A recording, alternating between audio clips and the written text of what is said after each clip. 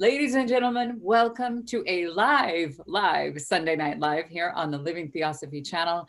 I just had a chance to spend some time with her over at the European School of Theosophy, an incredible speaker. She's got them all the time, and she is someone I've been watching for a long time, and I'm just so grateful that we become friends, and we're here together tonight. Ladies and gentlemen, before I do the proper introduction, I want to remind you, you're welcome to make comments. The live feed comments will stop and answer some questions, hopefully, if all technically goes well. If not, leave a comment in the comment section and we will get back to you. Either way, we're just happy to be here. This is a live way of being able to interact with you here on the Living Theosophy channel. We have the one and only Erica Georgiades. Am I saying that last name correct, Erica? Yes, perfect. Yeah.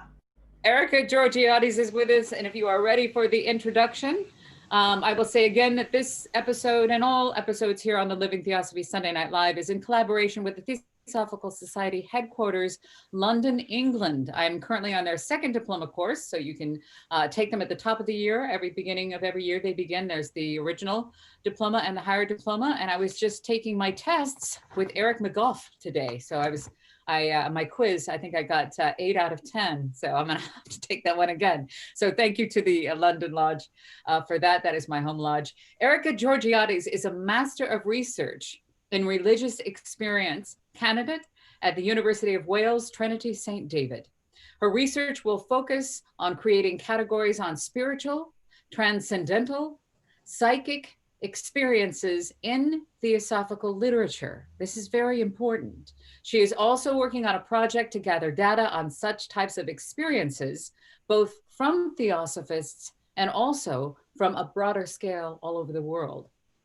She also holds a postgraduate degree with merit in ancient Mediterranean religions from the same university, and is Bachelor of Arts painting student at the Open College of the Arts, University at the Creative Arts UK.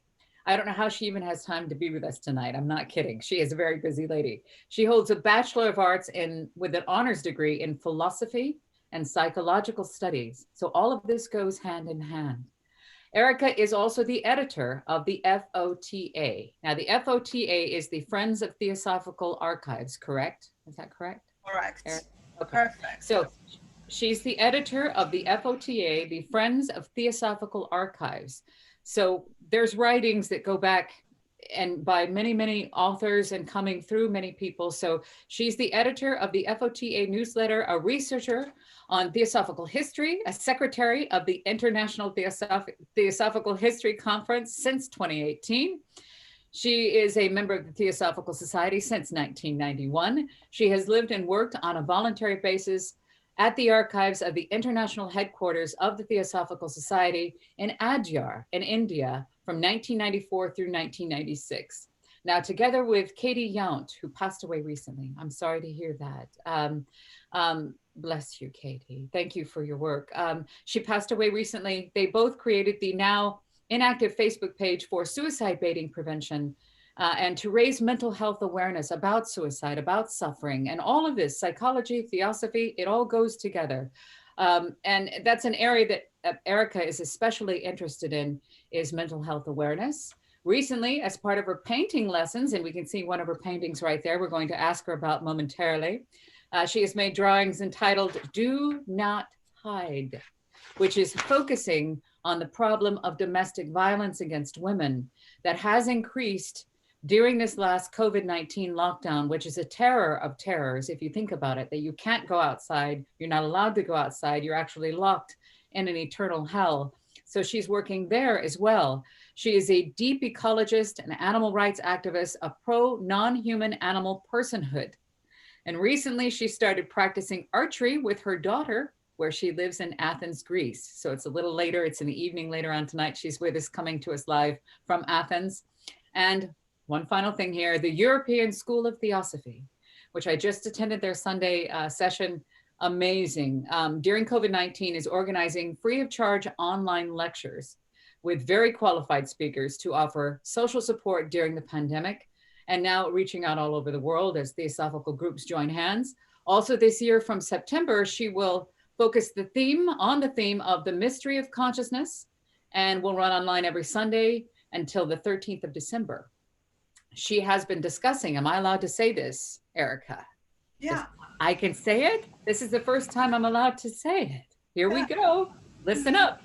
She has been discussing, along with me and a number of other friends, the idea to create a virtual salon. A saloon is what it is. That's what the meeting rooms, an old meeting room, the saloon of theosophy, to permanently run online gatherings with theosophists across the world. So the name Theosophical or Theosophy of Salon of Theosophy, Saloon of Theosophy has been said. How does it feel to say it out loud? It sounds wonderful. Yeah. I said salon, I meant saloon, but it can be spelled both and it means the same thing. It would be, we would call it, I guess, saloon, correct? Salon of Theosophy. Salon, the salon of Theosophy. So salon and saloon, meaning a place where we gather to share ideas, to meet, to love on each other, to be with one another. Now that the world is connected digitally, this is a fantastic idea. And I'm grateful that you chose this time to make the announcement here on the Living Theosophy channel. Erica Georgiades, welcome to Living Thank you very Theosophy. much, Anne. Thank you very much for inviting me. I'm very happy being here with you. And yeah, I have been watching your work, following your work for some time now online. And I think you are doing a wonderful, work into promoting all these ideas. You are out there, live, online, active, and this is very important. Yeah. You know what, it is so funny is that you come with such a strong, long, many decades long academic, knowledgeable background. And one of the things that you said that had you contact me was one of the sillier things that I do, which is the Living Theosophy Periscope channel, which is what happens in between when I'm not doing theosophy. It's my real life. I was painting a wall, I believe. I was actually outside painting a wall in a bathing suit or something, and you said that that was relatively authentic. And that's exactly what theosophy is applied in everyday life. Yeah, that's true.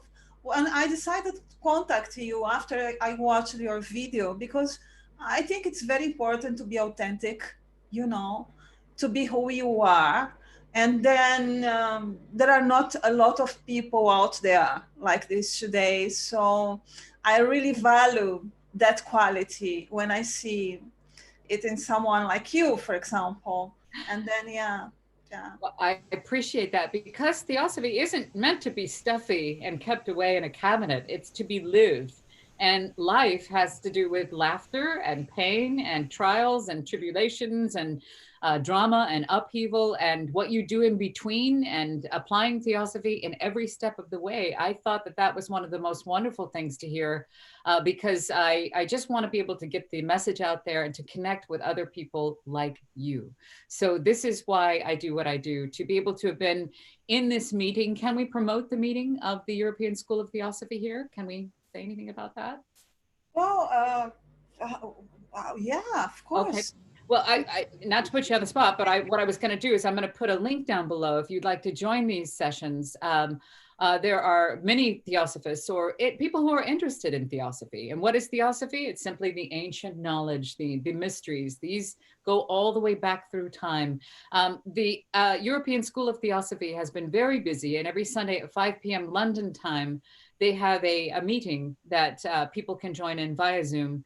And there are some fantastic speakers. And it's I will put all the links to all the stuff that's going on in the link below this video. But I wanted to get to know you. I know that you have such a vast background. I wanted to ask, let's start with a painting that's next to you. When did you paint it? What is it? When did you paint it? What is it called?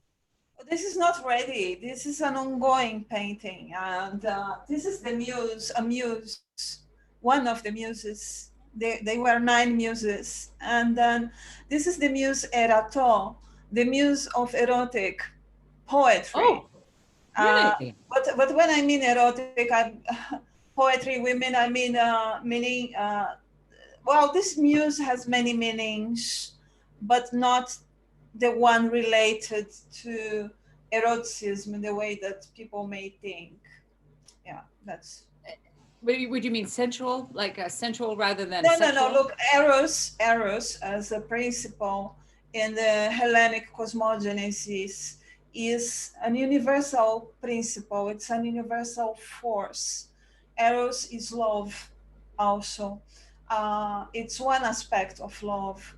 It's one of the first deities in the Orphic cosmogony, which comes into being during the manifestation of the universe. So it's a power, it's a force out there that unites us all. So, well, That is, you may be familiar with that. You know that in the Theosophical system and in the Voice of the Silence, for example, of yeah. HPB, love and compassion are such important things, isn't it? So this is Yes. what this muse represent. Yeah. In you're mentioning the love eros, and there are lots of different types of love. There's familial love, like love between children and mother, or husband and wife, or lovers, or friends. So the eros, would that go through all aspects of being human? Well, yeah, there are different levels of this force, this power we call love. So when people, I tell everybody that I love them, and I genuinely feel a love for other human beings. I really do, in all things. And they say, "You don't love me, you don't know me," but I say, "I still love you. I feel this love." And would that be the eros, this compassion, this crushing compassion of relating? Empathy is empathy One eros. expression, yeah, it's one expression, yeah. Well, you're very talented, and it's beautiful. Can you tell us what we're looking at?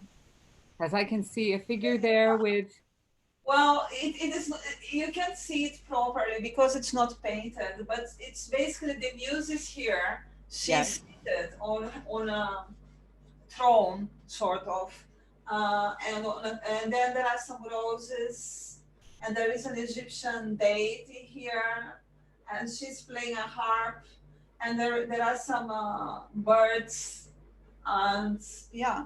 that's beautiful. Thank you for having that in there with you. And I appreciate you staying up late with us tonight. We've had a chance to have a few conversations talking about the Salon, talking about the European School of Theosophy. I was honored to have been asked to be a part of it last week. I got a chance to talk about something I absolutely love. Tonight we had, just seeing you line up all of these speakers from all over the world. Real quick, for the European School, are these meetings on Sunday? Are they all year round, or is it a season? When do they run it at this 5 p.m. slot for the European School for the speakers? They will run until December of this year, so it will be until the end of the year. Yeah, every Okay. Sunday. Every Sunday, and anybody can join. You just need to register first. So I will again include the link in the bio. Now, I have also noticed in the time that we've spoken with each other that we are about the same age, and there's a lot of similarities. And I just absolutely love you. I feel like I could talk to you forever. We get on the phone or we get on Zoom, and 5 minutes seems to go by, and then it's an hour and a half later down the road. So I want to make sure I try to keep this in as much as I can. When I read your bio, it said that you joined the Theosophical Society in the 1990s, but your studies shows that you have been interested in this part of outside the physical world for as long as you've been alive. What and when was your very first inkling towards the direction you were going to? When did you know that you wanted to pursue something beyond this earth, the religious Well, studies? since I was a very young child, since I was like 5 years, 6 years old, I was interested in the something else. Let's say, yeah, Really? unexplained. Yeah, yeah. Okay, so when you were that young, was there something that took place that led you to believe that there's more to the story than just what we see? Yes, I was having a lot of personal experiences. Yeah. So, would you say that these experiences would they be classified as sixth sense? Is that If I would classify these experiences, I would classify as psychic, perhaps. psychic? Yes, there's a lot of folks that come into this channel and they want to know the psychic ways in and nothing else. They don't want to learn the whole big picture. And I've heard you speak with much authority, because this is your specialty, that there are abilities in men that are far beyond what we know, but they are to be used responsibly. Would you expand on that just a little bit for those that are coming in with the tags they follow? They want to have psychic powers. They want to have control over others. They want to manipulate nature. What would be your advice Well, on that? there are two sides of this question that I can answer. For example, I can answer as a person who is researching about religious experience. The psychic experiences are a category within religious experiences. And I can answer you as a member of the Theosophical Society, as a student of Theosophy. So, answering to you as a member of, let's say, as a student of Theosophy, I could say that it's not important, really. Psychic experiences, they are not important. What is important is being good, is being authentic, Mhm. is developing or awakening compassion. We do not know if compassion can be developed or awakened or remembered. Plato will say, oh, we cannot develop virtues ever. We can just remember them. Um, Oh, um, so to focus on love, on compassion, on being good, on being uh, a good human being, a good person. This is what is important. Nothing else matter. I mean, so this is actually what the philosophical system teaches us. Uh, for example, if you go to read The Voice of the Silence, HPB, Elena Petrovna Blavatsky, she would tell you in that little booklet, which she translated. it's little. It's little. It packs a powerful punch. That's it. Yeah, but it's very incredibly difficult. It It's very is. complex. So she would say, really, you have to be careful with psychic, with the ideas of developing psychic powers or awakening psychic powers, because they're not powers really, and this can be a double-edged sword. Yeah. Yes, a Now, double-edged sword. now, talking as a researcher of religious experience, I will tell you that the experience, the religious or psychic experience, may be something very important for someone. Someone may think that the way that they have to consolidate, to confirm the teachings or what they are studying, um, it will be through experience or psychic, transcendental. Uh, Somehow we all wish to experience something different. But we have to be careful with that, because sometimes it can take us to some very difficult situations. Hmm. But yeah. So religious experience. I know I didn't say I was going to start with this, but I do want to touch on that. The religious experience that you have studied, um, and what we understand in the theosophical teachings as being the astral and beyond. When you studied, you actually have a degree in religious No, I experience. am studying. I'm Study studying. currently right I now. think that, oh, there is a glitch on your banner. You announce that I am a master of research in Oh, religious experience. I'm studying. oh, okay. Oh, okay. I I currently will studying. write. Okay. No, it's okay. I will write my thesis. Look, when we're researching religious experience, we are looking to descriptions. For example, one aspect of my research will be to look um, into the experiences described by theosophists. Yes. How do they Okay. describe their spiritual, transcendental, and even psychic experiences? How they did that across the theosophical literature, and then create categories for these experiences within Yes. the theosophical literature. This is the work I'm going to be doing. Yeah. Well, it's very important work because in the class that I was just in with you within the lecture, it was being talked about how and also even in the studies earlier today, talking about how people will often dismiss if there is like the masters of the wisdom saying, oh, that's hocus pocus, but it's perfectly okay for me to believe in an entity that lives beyond the clouds and says, thou shalt not do this and that. And it's okay for you to see angels, but you can't have visions on your own. So how, because it isn't in a certain particular religion, I believe that there are some people that are frightened of that. But if it's okay to see angels, Archangel Gabriel, and be delivered tablets upon a mountain, is it not okay to continue to have experiences with the brotherhood of humanity, those who have come before, the wise men and women who have been here and who are to help humanity? Look, What is the difference? this is a very serious problem. The problem basically, it's from a scientific perspective, anyone who has any type of religious experience may be someone who has some type of psychiatric problem. Some scholars they wrote that HPB probably had personality disorder or some sort of schizophrenia or some sort of psychiatric problem because of her descriptions of the way that she wrote Isis Unveiled, on how she was changing personality and the way that she behaves when she was writing. So there is a lot of prejudice out there in relation to religious experiences. But they are very important because people, they may experience things in different ways. And then when they go to try to reach out for mental health support with a psychiatrician, for example, psychiatricians, they are not trained in religion.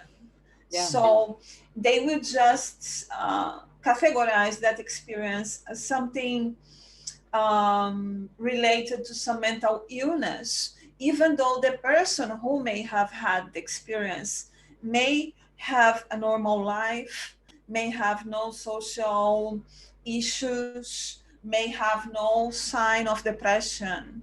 Well, basically, this problem was triggered. One of the triggers is derived from Freud.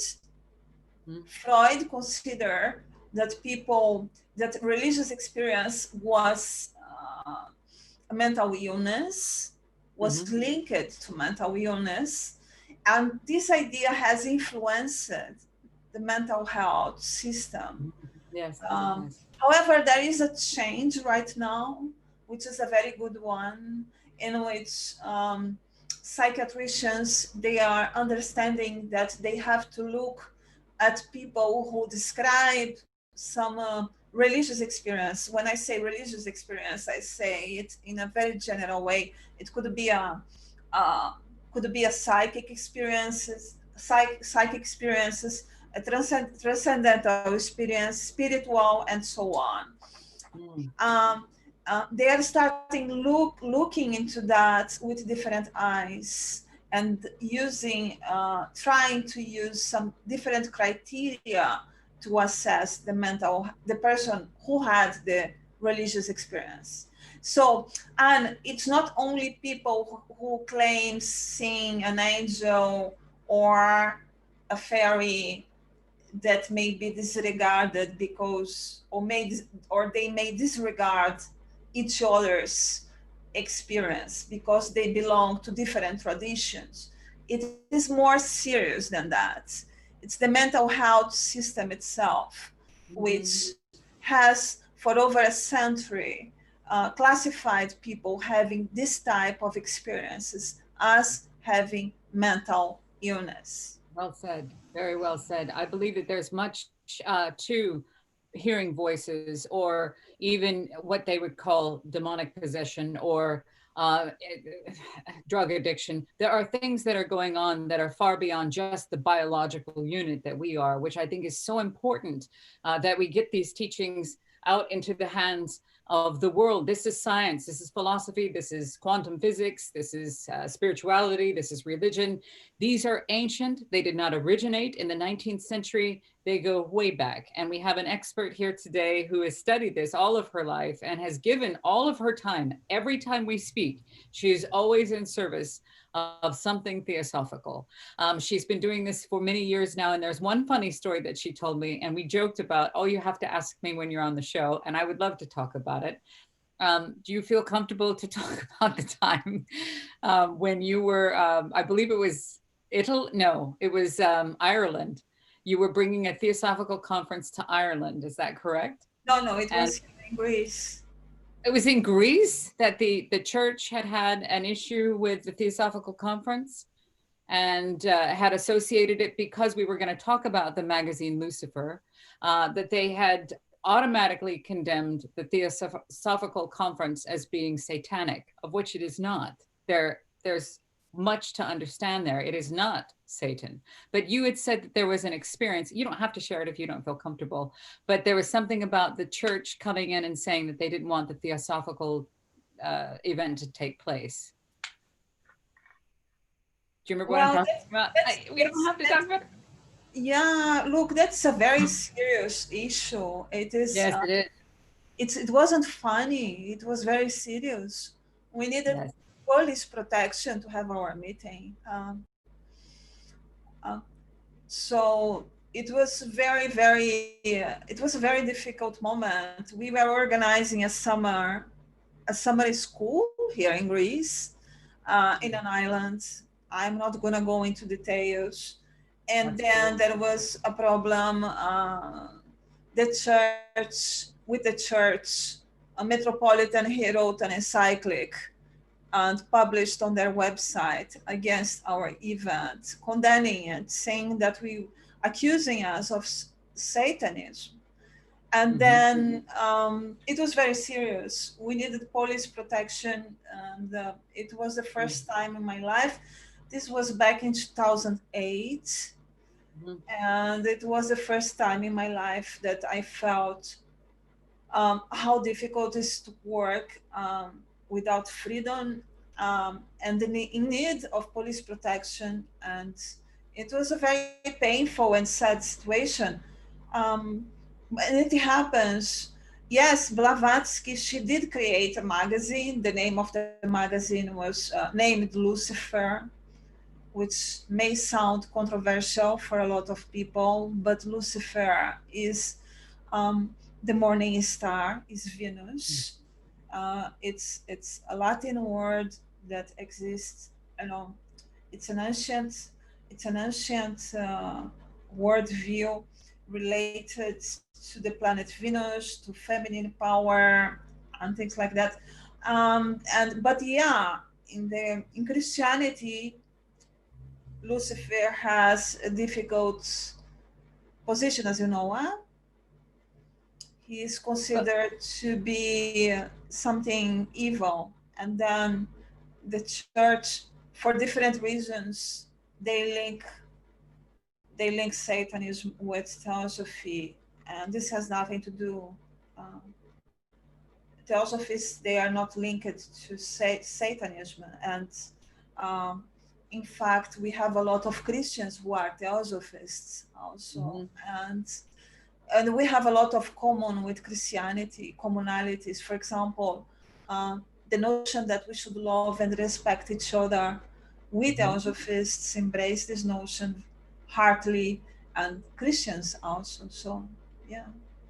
Well, thank you for sharing that. And again, Lucifer is not synonymous with Satan. I understand. And the reason I had any smile at the beginning of that is only out of relation, because I understand getting it on this end is that they automatically read about that magazine. And then I am attacked, and then this is blasted, and no one listens because they say that is, you're talking about Lucifer or the occult. And the occult is not synonymous with ominous either. Ominous, sorry.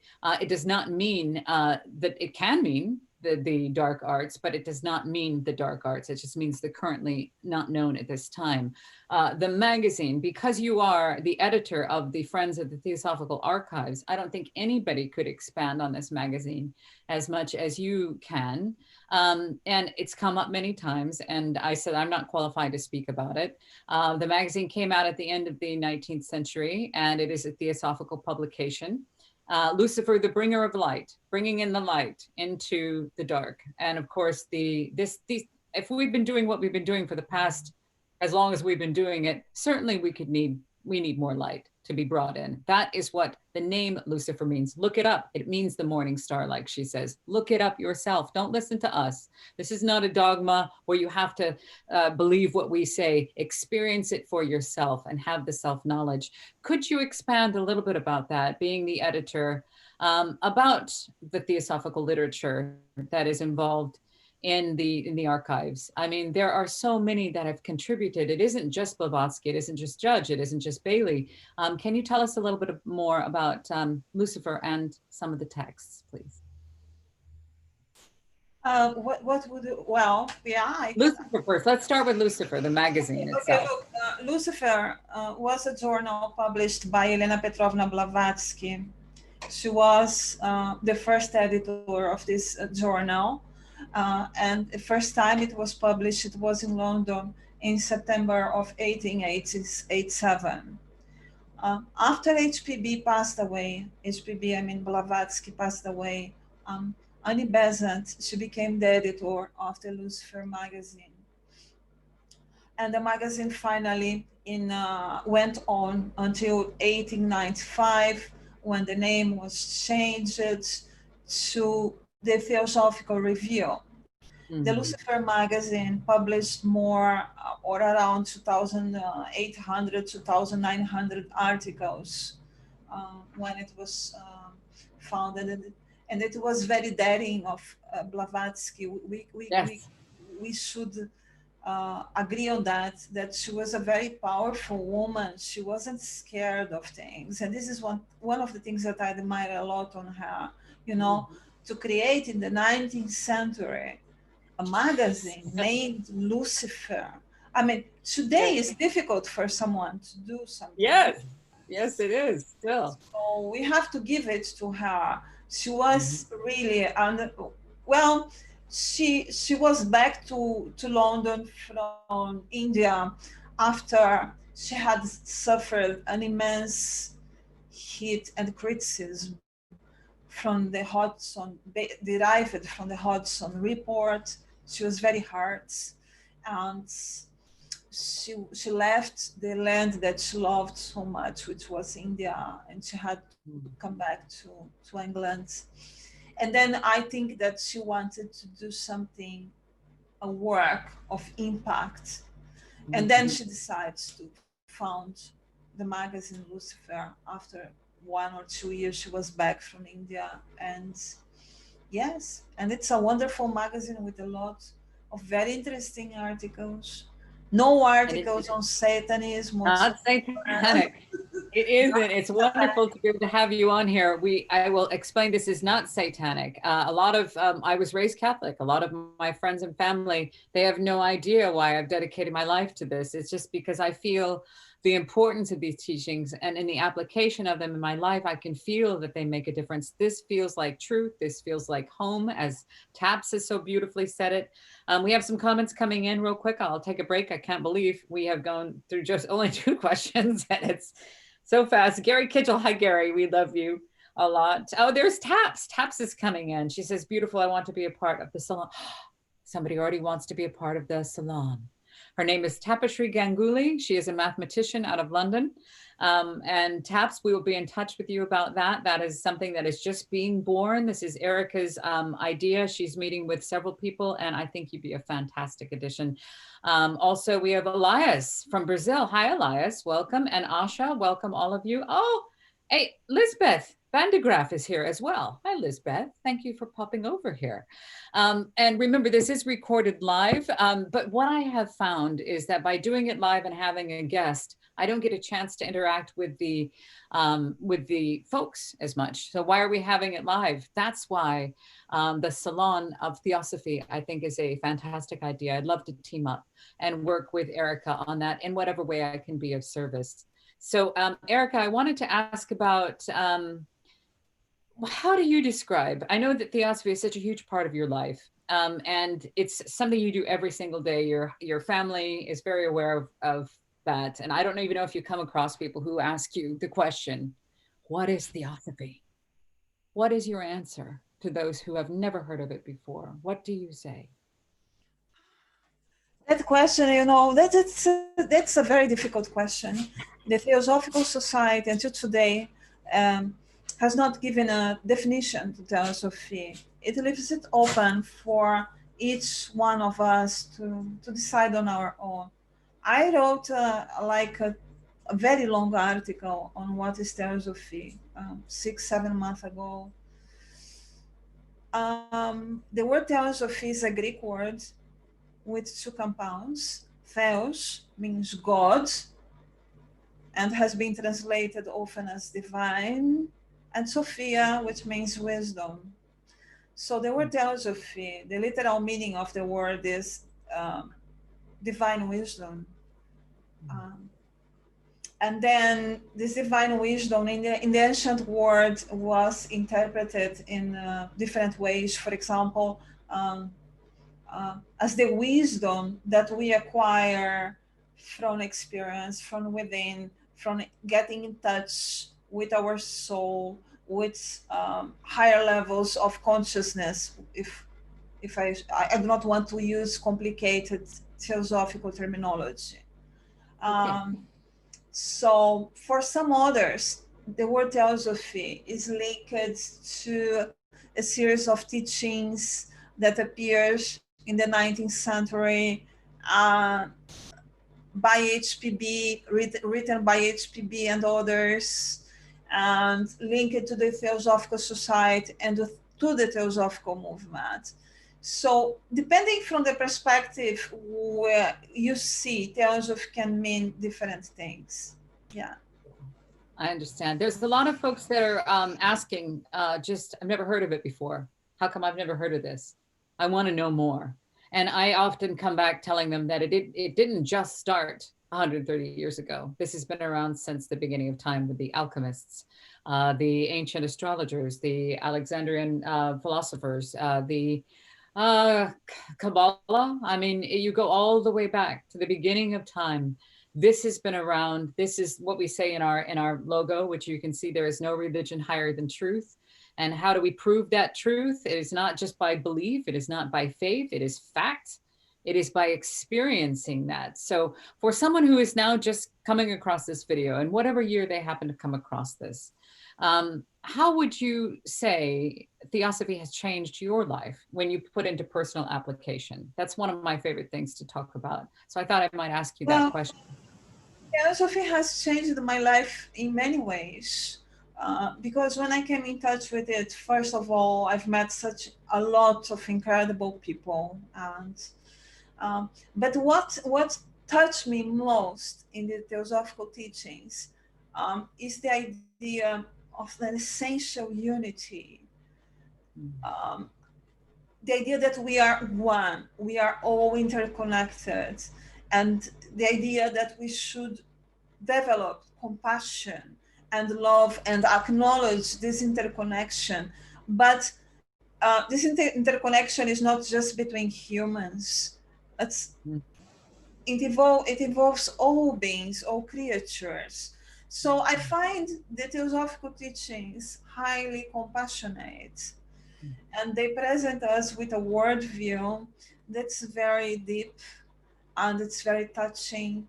And yes, it changed my life. I am a theosophist a lifetime, and I always, it changed the way I see things. And I think that what I would say for someone who never heard what theosophy is that they should read, for example, The Key to Theosophy, or even The Secret Doctrine. The Secret Doctrine was the first work I read, and Ooh.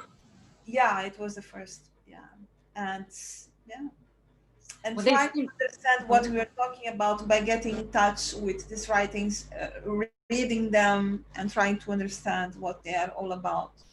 again, I will include links to free text. You can get a free copy of The Voice of the Silence just by pushing the download button. The big thing is you can read it with your brain, you can read it with your heart, you can put it into application.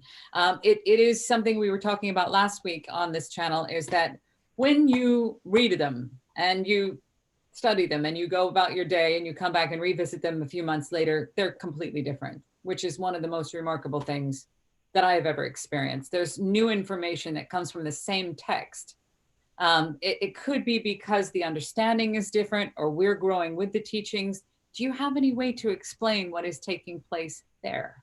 When these keep giving, they're like a magical onion of revelation, and they just keep coming. It is a textbook for humanity. I've called it that before, but what would you say about these teachings? They're not just like any other written work, in my understanding. And when they're Well, put, and I think that this is something very, very. It depends from person to person. Someone may read it and do not find a link or a connection with it. Someone may read it and may find a profound connection and link to it. It's the same thing of being connected. For example, I don't know, belonging to why someone is a Buddhist and someone yes, else is a Christian. I think it has to do with what touches you as a person, I what understand. you see and recognize as something interesting and something that touches you, and Yeah. it has to do with that. Yeah. Well, thank you for sharing that. This again, Theosophy, going all the way from the origin of the universe down to the very tiniest atom. This is everything and everything in between. So I was going to ask you, oh gosh, it's so cheesy, but I was going to ask, because it's interesting, and I've been asked this question, and I have asked this question in interviews. Do you have a favorite theosophist? Do you have one of them that you'd like to spend time with throughout the ages? Is there anyone in particular that you could spend tomorrow with all day from sunup to sundown? Theosophists. Any theosophist, your favorite? Well, I never thought about it. This is a very, very interesting question. Is There are so many. I don't know, because well, when I think of theosophy, I think from the ancient times. I do not think just from. yeah, I know. My Well, I would like to spend some time with Amonio Sakas. Yeah, it's a good answer. That's a good answer. Good. Yeah. Ammonia Sagas, yes. Yes. Would you spend the day with him or would you divide the day up with another theosophist if you could choose? Oh, well, no, I think I would be covered. Really? Oh, it's beautiful. That's Do you want me to say someone else? Yeah, no, I no, would be. no, no. I was just curious because I know some people go to modern day theosophists, some people go straight to HPB. When I was asked that question, my answer was Buddha. I wanted to go to hang out with Buddha all day. That would be, I'd like to actually have that experience if I could. I wanted to say, Yeah. I'm sorry, what were you going to say? Are Now you I'm still thinking about? embarrassed. I should have answered Buddha also, but it's okay. No, you don't have to know. I'll hang out with Ammonius. You can have my day with Buddha. I just think there's so It's much to okay. learn. It's fine. You give Uh, me a chance of a second person, so I will also go say Buddha. Yeah.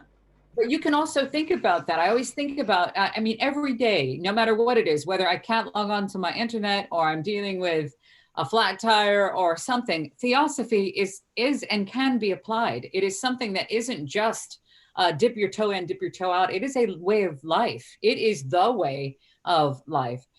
So I was going to ask your thoughts about, you've dedicated your life to sharing these teachings. The intro that we read is really just a tiny bit of what you do. Everybody knows you in the theosophical circles, and you have worked with many of them and cross-pollinated all over the globe.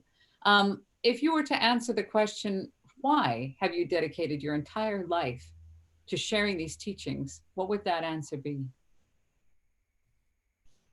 Uh, well, I think that the answer would be not actually sharing, but trying to, well, look, when you are a long time member of an organization, like I am from the Theosophical Society, a member, it's like you are part of a family.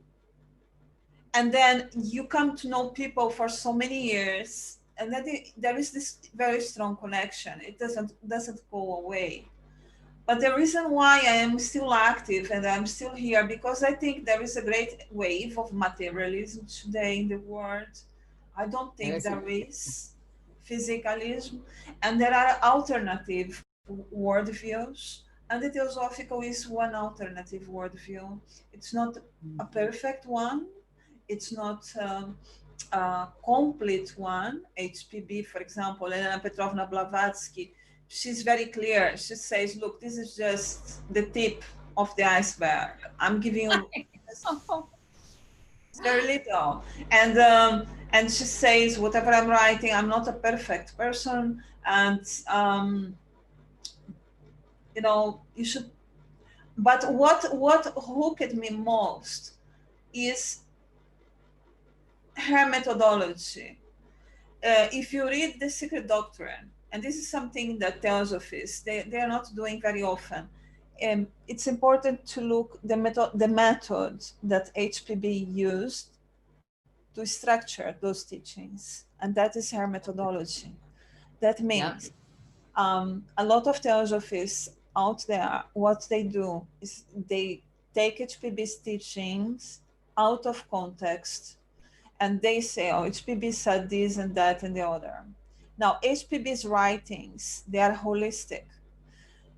If you read The Secret Doctrine, you will see that when HPB, for example, speaks about manas, this is a random example. She will talk about Hinduism, she will talk about the ancient Egyptian tradition, she would talk about the Buddhism, and then she will go back to ancient Greece, and then she will resume her talk about manas, or her writing on manas again. So this holistic approach is what fascinated me in the theosophical teachings, showing that there is this common source, that we are linked, even though belonging to different traditions and cultures. We have some, and then she uses this in her writings, and I find it very interesting. Yeah, fascinating. Well, I can see that. And you also, you have a life outside of theosophy, but I rarely see you doing that. I know that you do practice archery, as we mentioned, and I'm grateful that you've come on, even though you have a little owie this week. You are a mother and a wife, and you have lots of things that you do. How is it that you get to all of this in? I don't understand how you're able to do all it is that you do. I don't know. Yeah. I don't know either. How do you do it? I don't know. It's just like I do it. Yeah. Well, the European School of Theosophy has some interesting things planned for the future, and so does Erica, and not just solely with the European School of Theosophy. So again, I'm going to be putting links down below, but before we end, and I can't believe we're coming up on our final 10 minutes, how is this possible? I just don't understand. I was going to ask about, okay, the future for humanity. We are in a part, you mentioned very dark materialism. We're in a time of great change. There is possibly, you know, on self-destruction. We're reaching almost 8 billion people on the planet, as we were talking about. What do you see for the future of our world, and what is the role of theosophy in it, in your own personal opinion or hope? Look, it's very important to try to see theosophy as a way of life also, you know. We have a very Christian approach to things. By Christian approach, I say that, I mean, there are different religions around the world, for example, and not all of them are based on scripture. The Christian tradition is based on scripture. So we have a very much scripture approach to theosophy. But it is the living theosophy, it's the way of life, it's the way that we live. And this is where theosophy comes to be really and our relationships with each other, the way that we respect each other, and there are the writings, and there is the practice, and then theosophy enters the arena when we are practicing it, not when we are simply studying it or repeating quotations. Right. So, well, I think that the way that what was the question? I was talking about,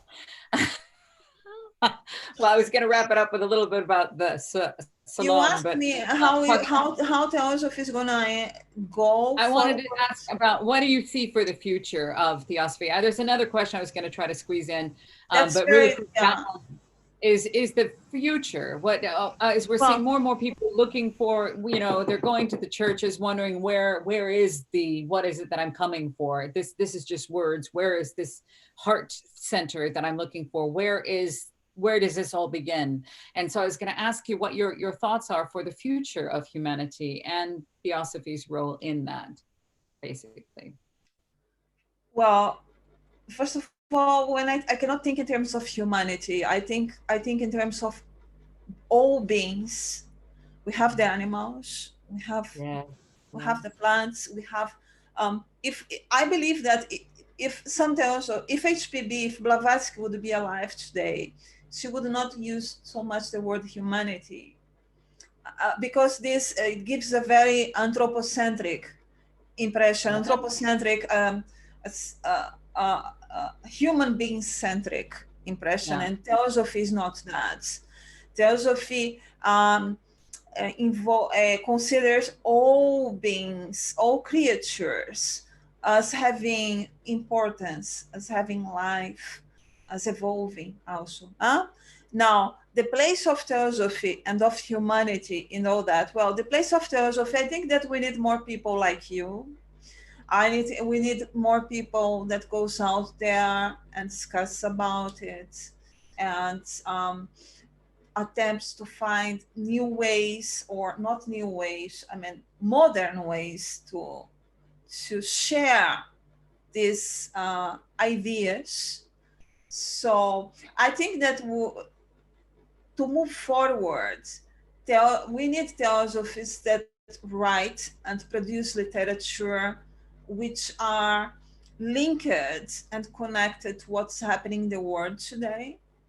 If Yeah. we have theosophists just repeating quotations from the Yeah. 19th century without linking, or without even trying to contribute to that body of literature by writing, by studying, by researching, then it's going to be, if we do not have people doing this work, it's going to be a little difficult for um, uh, the theosophical movement to move forward.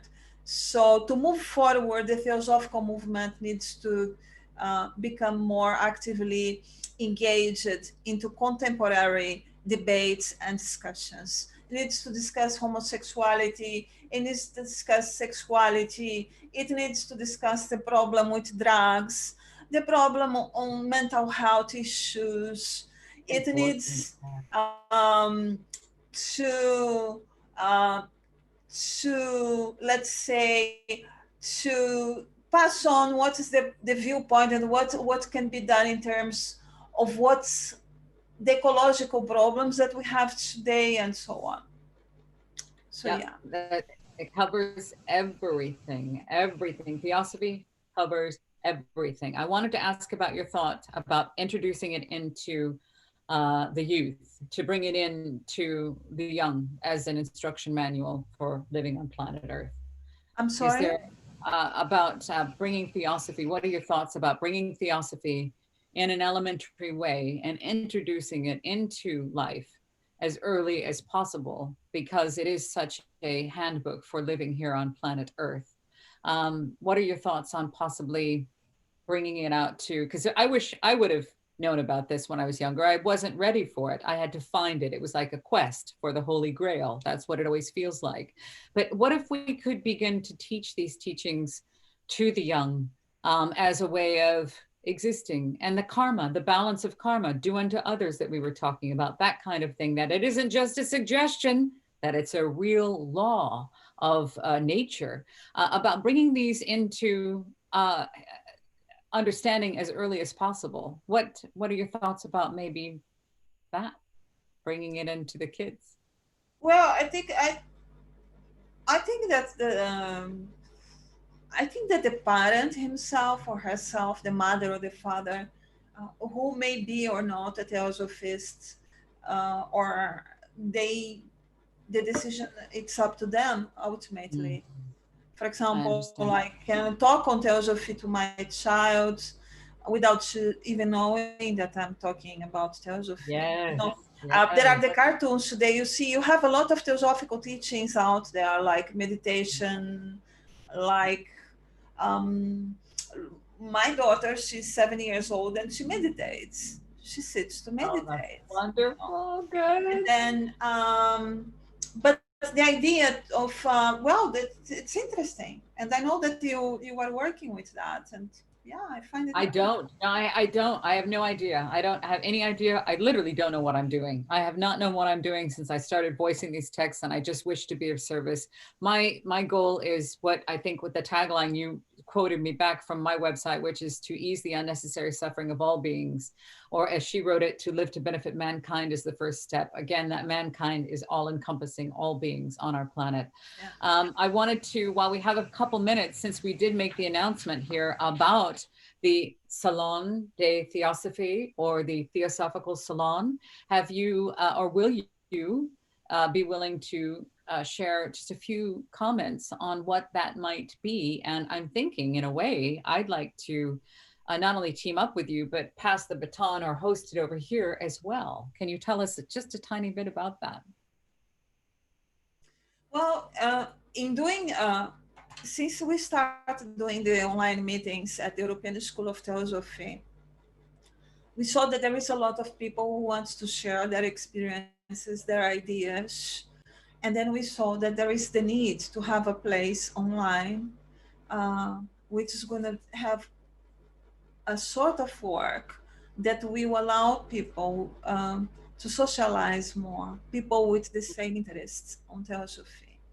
It's Such a not good going to idea. be just that, let's say, very traditional way of presentation, which happens within the theosophical organization in general, which someone gives a 1 hour lecture and then we listen to it and ask questions.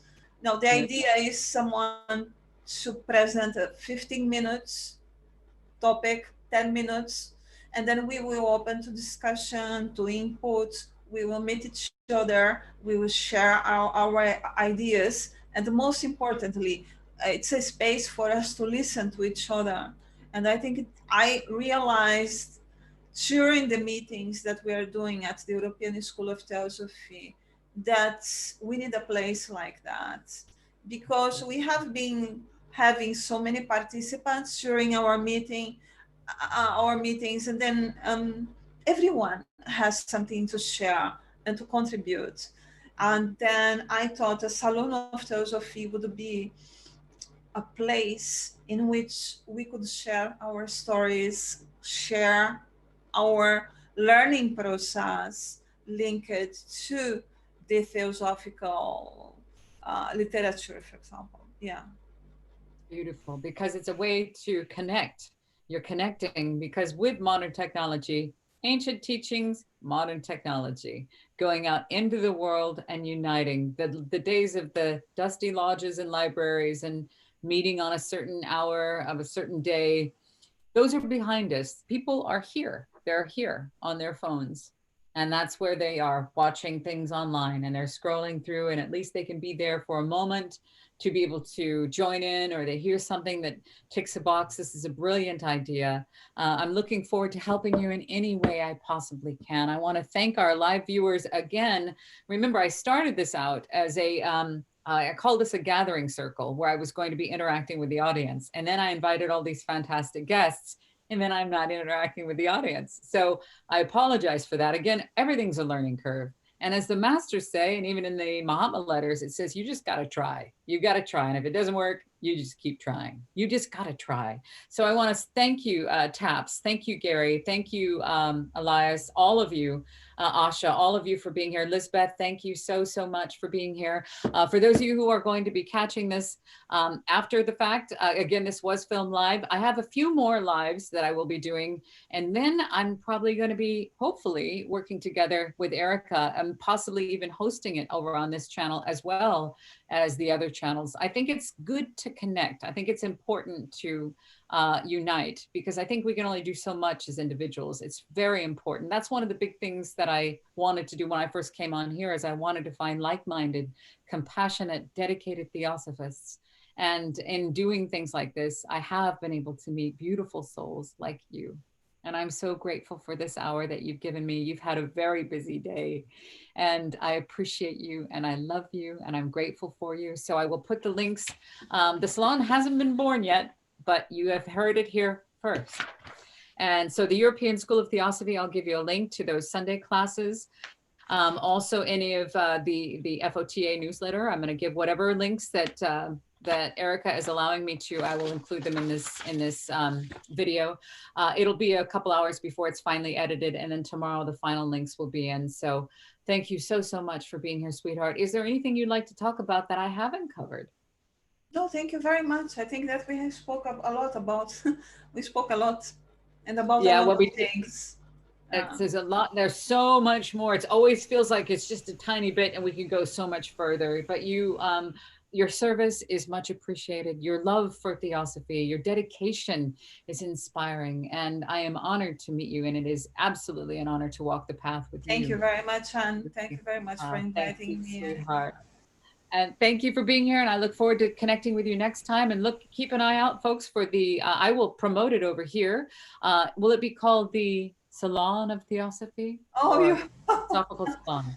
Let's see what we're going to discuss. We will discuss about it. Okay, it's in discussions. Okay. All right. But keep an eye out, because of course we're going to cross promote. We're going to help each other, because that's what this is all about. It isn't a one-man show by any means. It's cross-pollinating all over the world. Yes, so yes. I love you, sweetheart. Good night, and all my love. Thank you for good night. Thank you very much. Good night, sweetie. I'll see you soon. Good night, everybody. Thank you for being here. I've got to wrap this up, and it will be edited. Everything should be up and running by tomorrow. So I'll see you guys soon. Thank you. Thank you very much. Bye, sweetie. Bye-bye, everybody. Bye.